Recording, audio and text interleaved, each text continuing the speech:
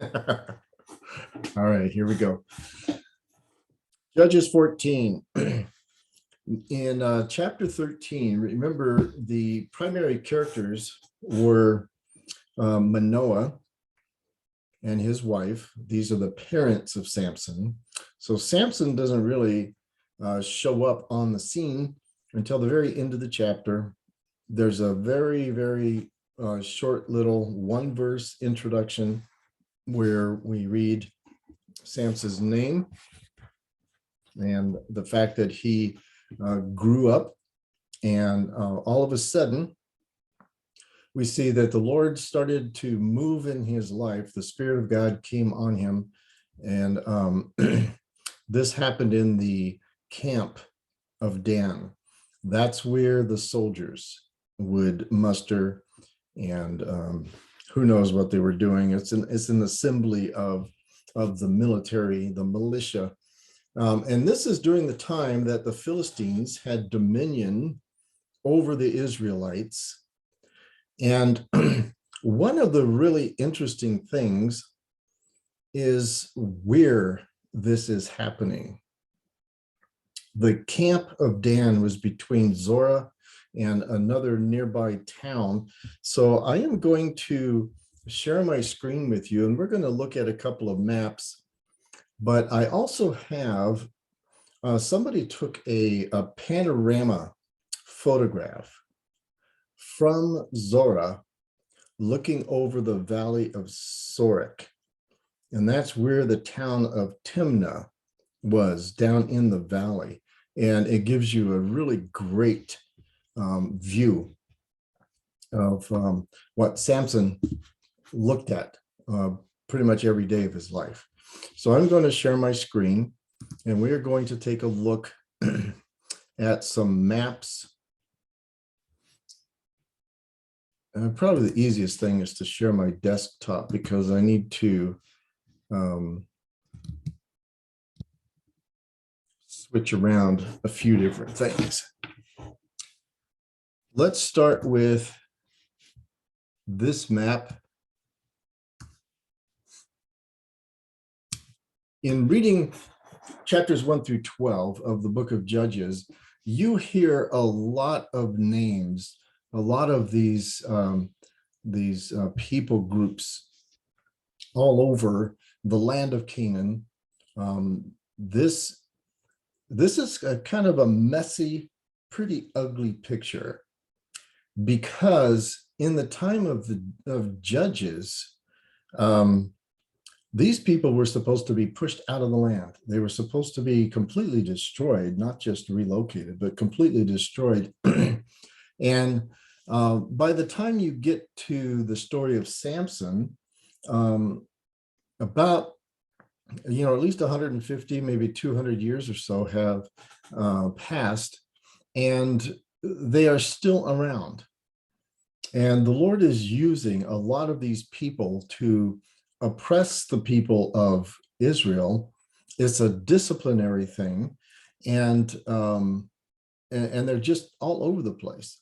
And over here, if you can see, let me move it, there we go. That is the area of the Philistines. And that is real close to where things are happening here. Let me switch to another map. This shows you where Zorah is. We've got the Philistines occupying by this time quite a bit of the west coast of the land of Canaan. The tribe of Judah is in here. And if you remember, Manoah is from the tribe of Dan. Later on, the tribe of Dan moves to the north part of the land of Israel.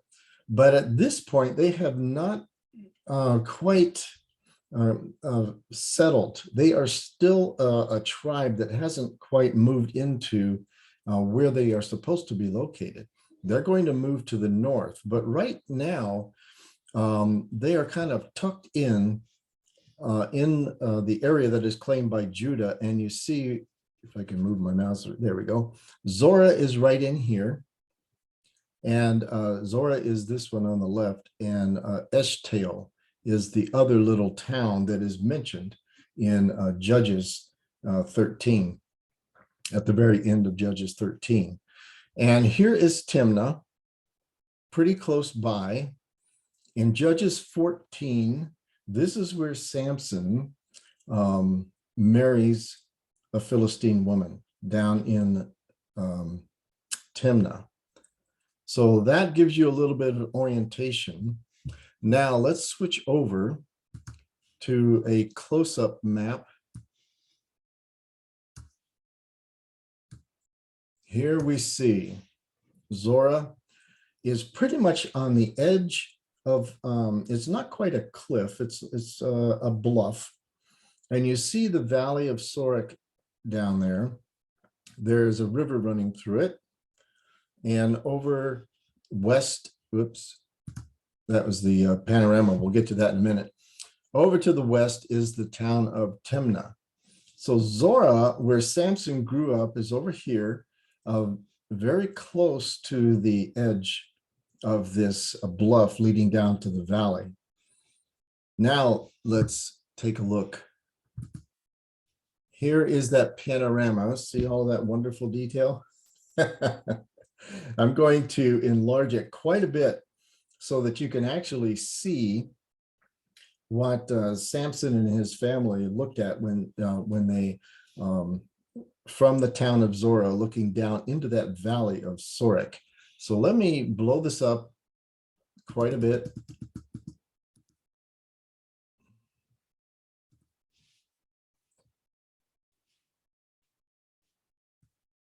Yeah. Okay, here is Timnah down in the valley. It's this tiny little area down in here. I'm gonna scroll kind of quickly to the left. So here you can tell the person who took this photograph was standing right on the edge of that bluff, looking down into the valley. And so as we pretend like we are standing there and we're looking way extreme to the left, and now we're going to pan around toward the right. There's a modern town down there. Tel Beth Shemesh. Here's a blow up of it. This is an archaeological site. This is an ancient town. And so there's some archaeological work going on down there, right next to a modern city. And as we continue to go, here's our orientation. That is directly south. You can see some interesting things being done down here in the valley. You can notice how green it is. A lot of the pictures that we see from the land of Israel are very desert-like. But there are areas where there is water available. And remember, this valley has a river that's running down through it. And you can see that it irrigates very well. So we'll keep panning around this way. There's a reservoir down there and another one. And some modern roads.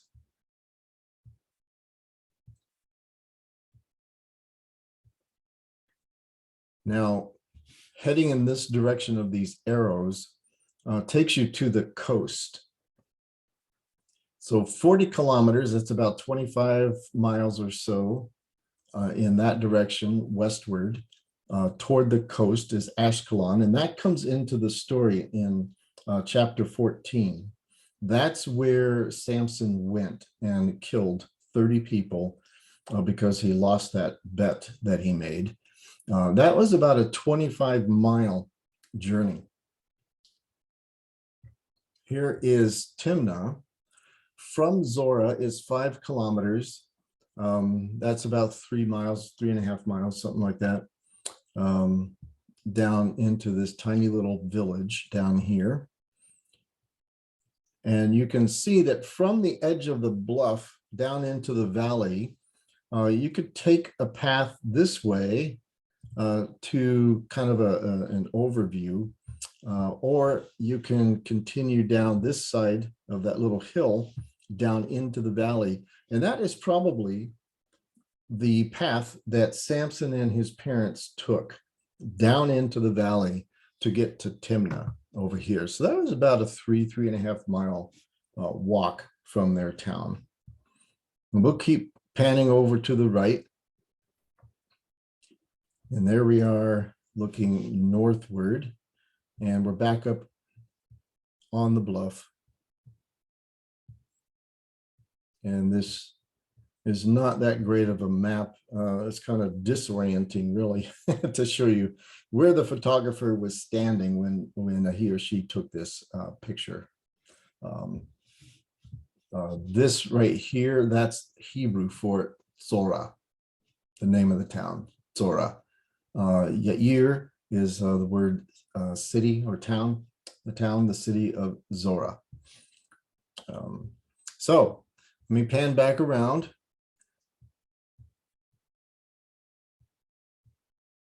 It's a beautiful valley. And you can see if I blow this up even a little bit more, here's some kind of an orchard. Don't know exactly where the vineyard was, the vineyard of Timnah, but it was probably somewhere in this area close to the town. So on the way to Timnah, Samson went either alongside or through the vineyard and got to the town of Timnah. And what he was doing down there at the very beginning, we're not told, but he was down there and he saw this Philistine woman, and he goes back home and says, get her for me as a wife. So that, and also, before we leave this really cool photograph here, later on in chapter 15, there's a lot of destruction that happens in this valley.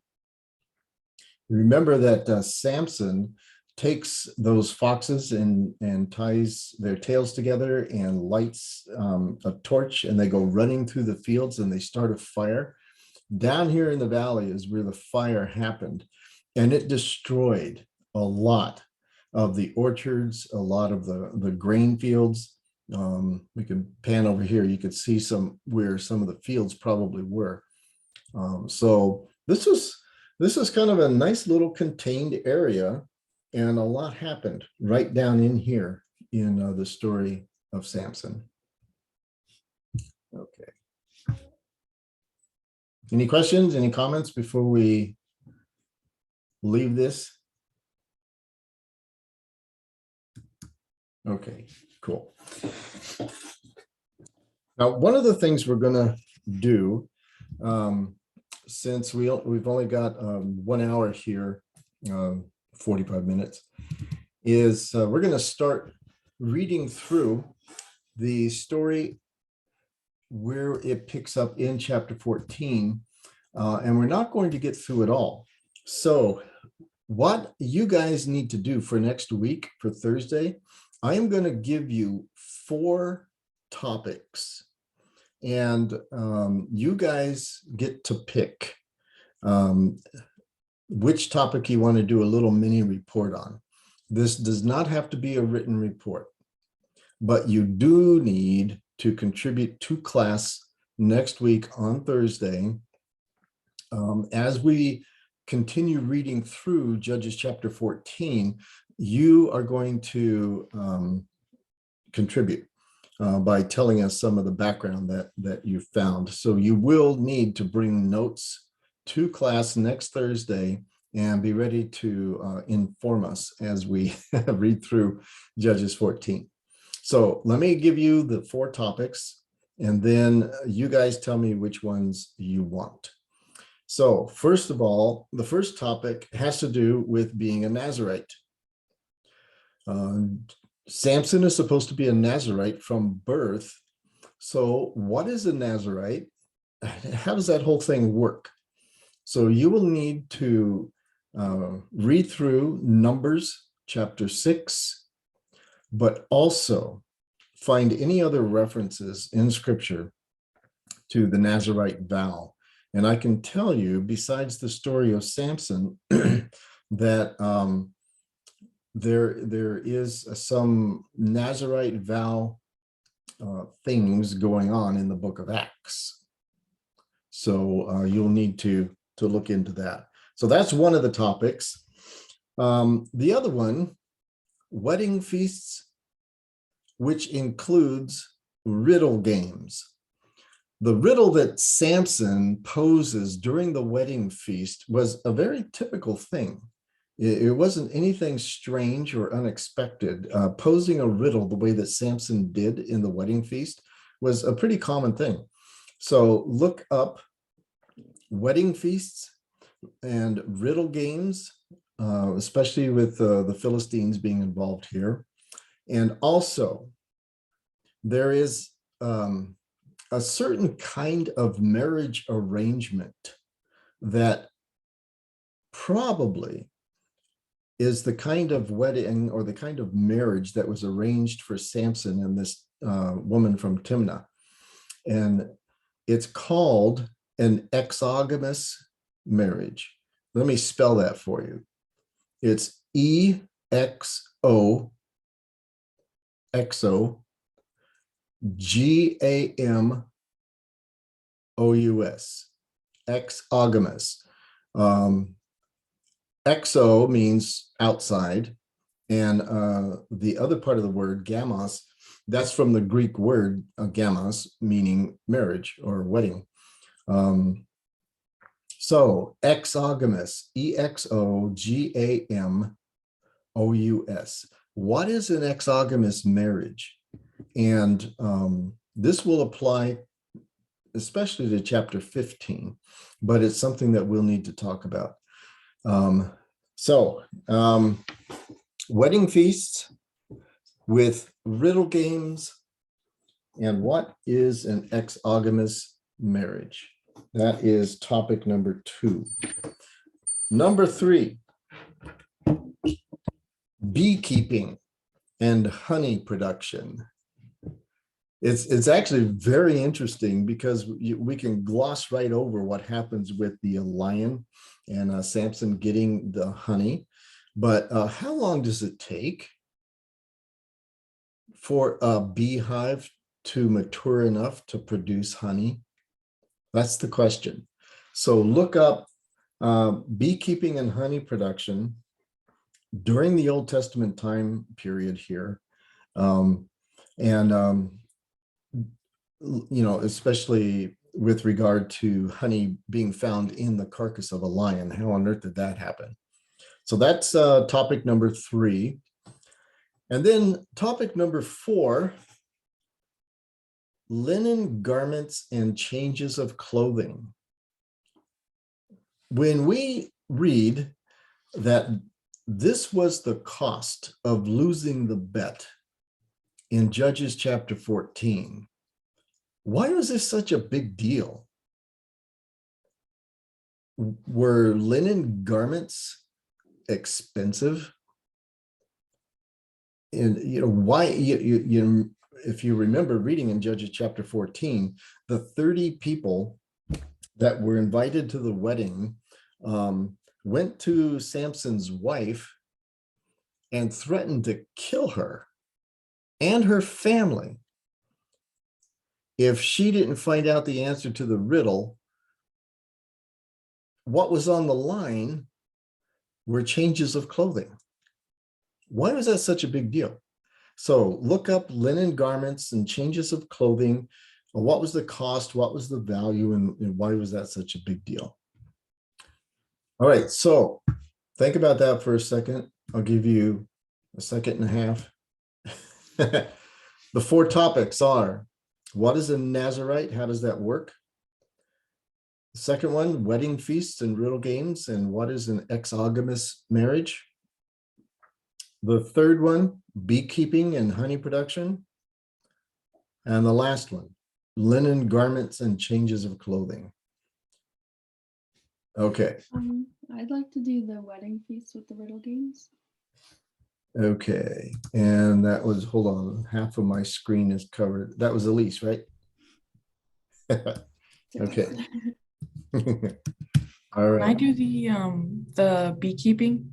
Yeah, same. I'll do the beekeeping too. Okay, so that was Maddie and Chloe. Abigail. I can do the beekeeping too. I think Maddie and Abigail, and now Chloe's interested. I'll Yeah. do the clothing one. Okay, Can I do the Nazarite? clothing was Morgan. Nazarite, is that Jesse? All right. Yep. I'll also do the Nazarite vow. Yeah, cool. Cool. All right, Alejandro, where are you going to land? I can't make a decision. There's so many options.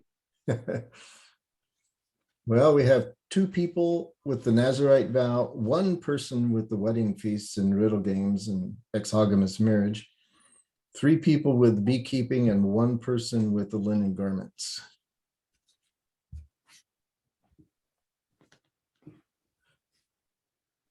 I need the Jeopardy tune going. Doo, doo, doo. What is linen garments? Yeah, there you go. Okay, you want to do that one? Okay. Cool. All right, let me see. 1, 2, 3, 4, 5, 6, 7, 8. I think that's everybody. All right, so just be prepared to read from some notes and contribute as we read through the story. And this is going to apply to chapter 14, but also it's going to spill over into chapter 15. Some of this information, especially the Nazarite vow, of course, because that applies to the entire story. All right. Open your Bibles to Judges 14.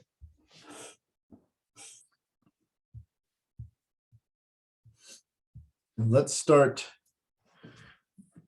reading down through here. Judges 14, verse 1. Now, Samson went down to Timnah, and you should have a nice clear picture in your head of walking down into that beautiful green valley. And he saw a woman in Timnah of the daughters of the Philistines. So he went up and told his father and mother, saying, I have seen a woman in Timnah of the daughters of the Philistines. Now, therefore, get her for me as a wife. Then his father and mother said to him, is there no woman among the daughters of your brethren, or among all my people, that you must go and get a wife from the uncircumcised Philistines? And Samson said to his father, get her for me, for she pleases me well.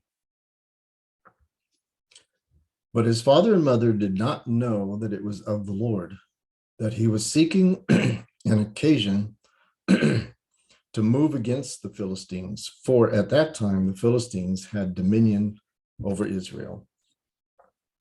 All right. So here we have another mention of something that was not known by the characters in the story, but we as the audience, as readers, are given this information. So this is another instance of dramatic irony, and the storyteller is specifically pointing out to us information that the characters don't know. Why do you think that is? Why are we given an insight to what is going on behind the scenes as this unfolds in the lives of the characters? What are your thoughts?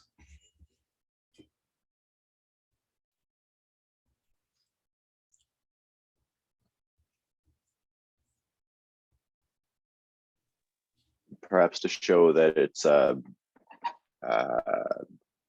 to just drive home the fact that this is a lesson. Since this is a lesson to the Israelites, drive home the fact that this is God's doing, not just Samson going and getting mad. You're right. Yeah, he does that plenty.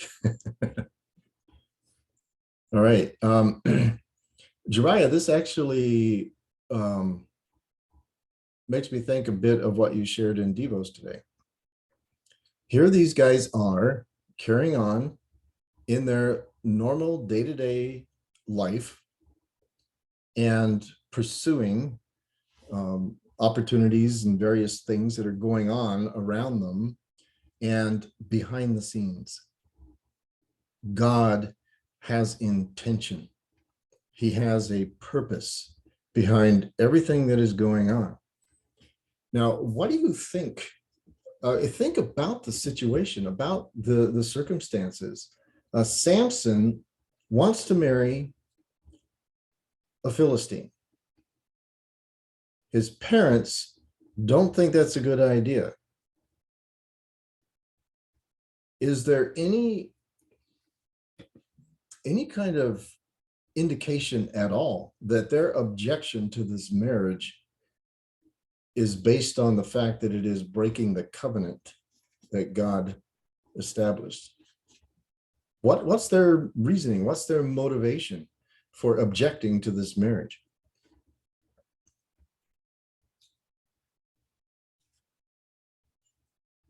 The Philistines are an uncircumcised people, not part of God's covenant. Mhm.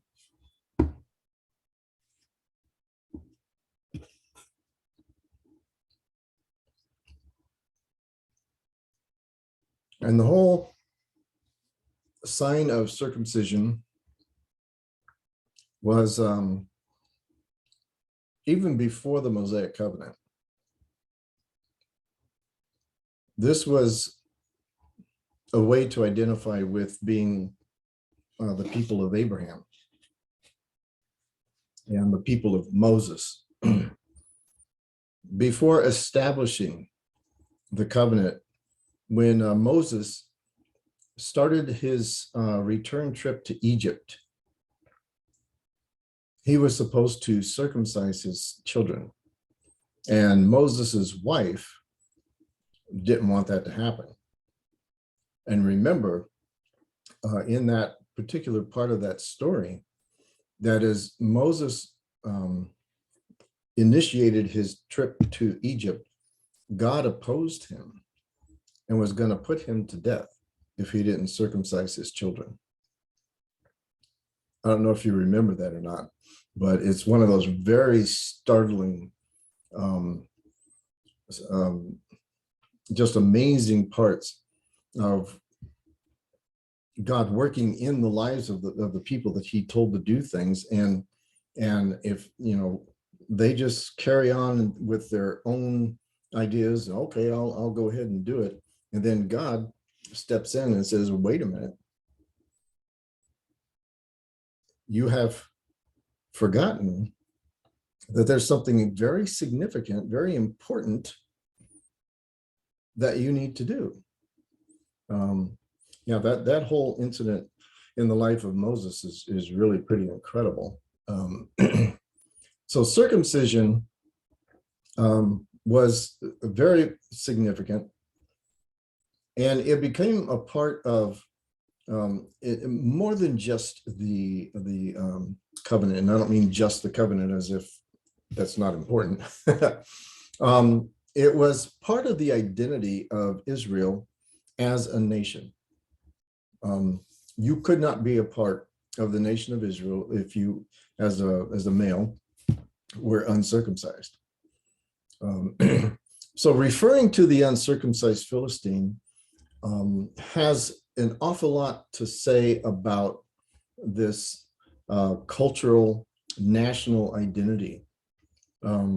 Whether or not it's in the mind of Manoah that this has to do with God's covenant people and the Mosaic covenant, and the fact that they were not supposed to intermarry with their pagan neighbors, that is not brought to the forefront in Manoah's objection. The only thing is that these are uncircumcised Philistines, as opposed to our brethren and people of our nation. You get the idea from everything else that we read in the life of Manoah and his wife is that they are very unaware of many spiritual truths. It has more to do with national and ethnic and cultural practices and norms. You see that in the life of Manoah and Samson, especially because he just wants what he wants, and he's going to go down there, and he just totally ignores the rebuke, the objection from his parents, and says, no, she pleases me well, so get her for me. Kind of sounds like people today, doesn't it? No, I like that, I want it, so I get it. That's what's going on in the heart and mind of Samson. His parents object, probably because of the national, cultural, and political situation. The Philistines are oppressing the people of Israel. They are the uncircumcised. They are not a part of our culture. You need to marry somebody from our own people. So, as we mentioned before, in narrative, we don't get a lot of details. We get a lot of questions that come up as we're reading the story. And these are questions that we do need to ponder. We are given this interesting insight behind the scenes that God is moving in this situation. Okay. So they did not know that this was of the Lord, and he was seeking an occasion. Now that's interesting how that is stated.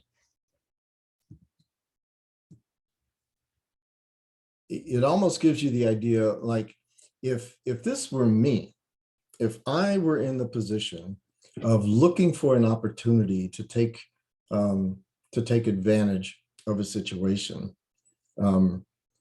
you get the idea that I'm not in control. I'm looking for an opportunity to take advantage. Why is it stated that way when it comes to God working?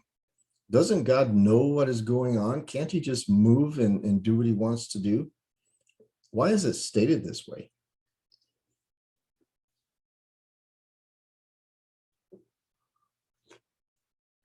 What is God using in this situation? God's using Samson, right? Yeah. So you'd have to wait until, actually don't know. I'm not sure, but I know he's using Samson. So Yeah. And he's using Samson's heart and mind. When we have talked in fundamentals, you see how theology comes in everywhere. God restrains evil. We talked before about how as bad as things can get, they can be an awful lot worse.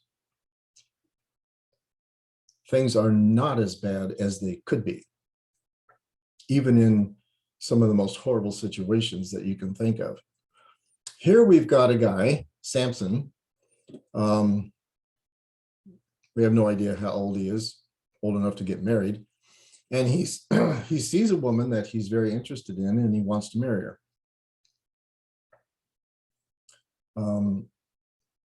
Totally outside of God's guidelines, outside of what God said these people should do.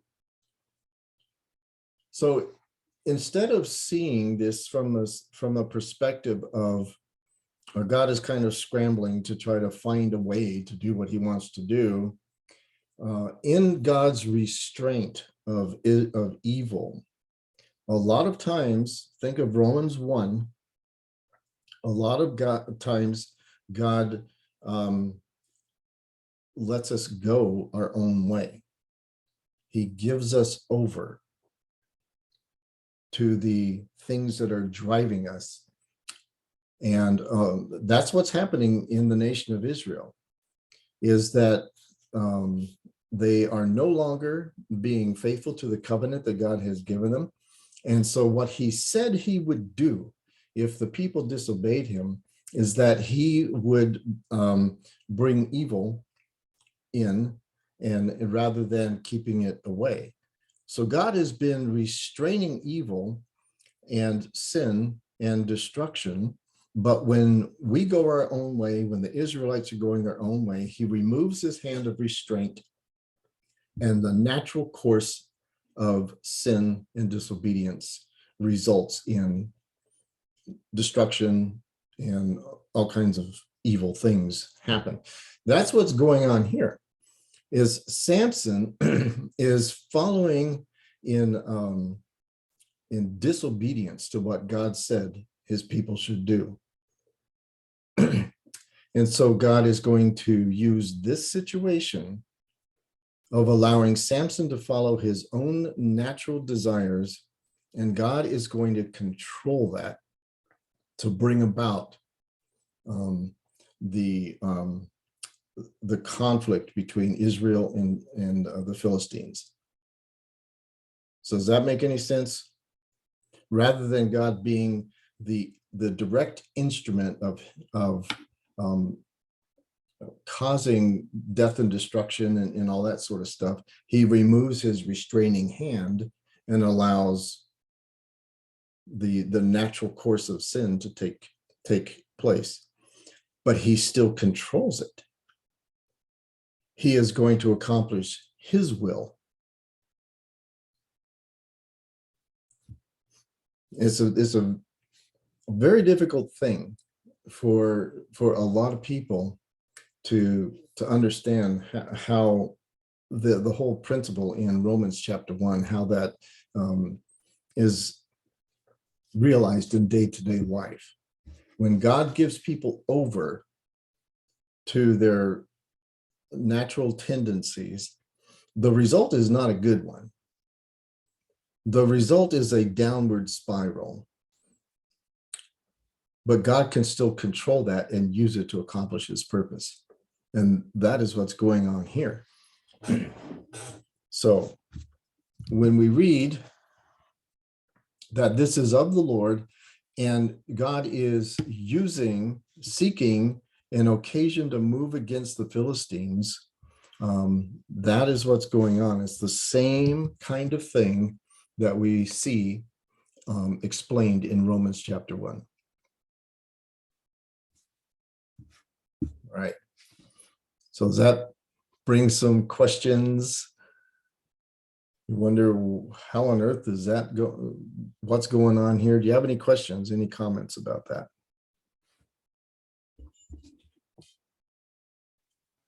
I mean, I have plenty of questions along like that line, but how do you discern, like, if it's like that? It seems to be a slippery slope to think that when you're being let go into like sin, that it's him trying to use you through that. That seems dangerous. I might be misunderstanding you.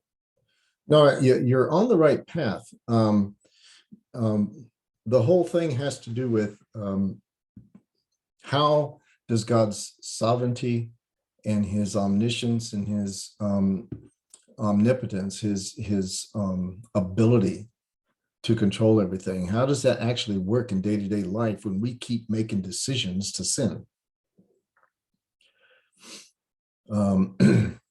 We read that God will not allow us to be tempted above what we're able, but with the temptation, he provides a way of escape that we may be able to endure it. And don't forget, it's the enduring it that's the promise. It's not the removal of temptation. It's the ability to endure it.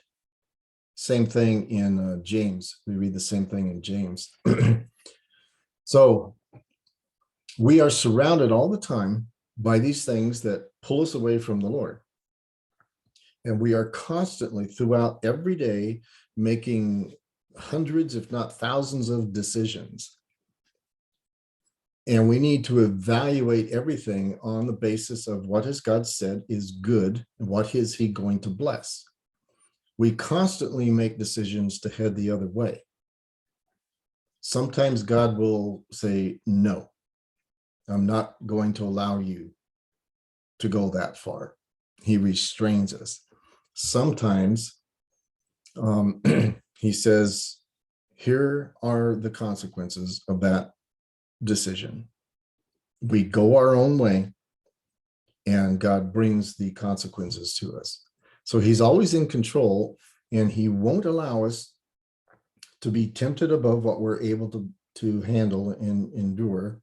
But he gives us his grace and his strength, and he's always available. Throughout the story of Samson, you should always be asking the question, what if Samson made a different choice?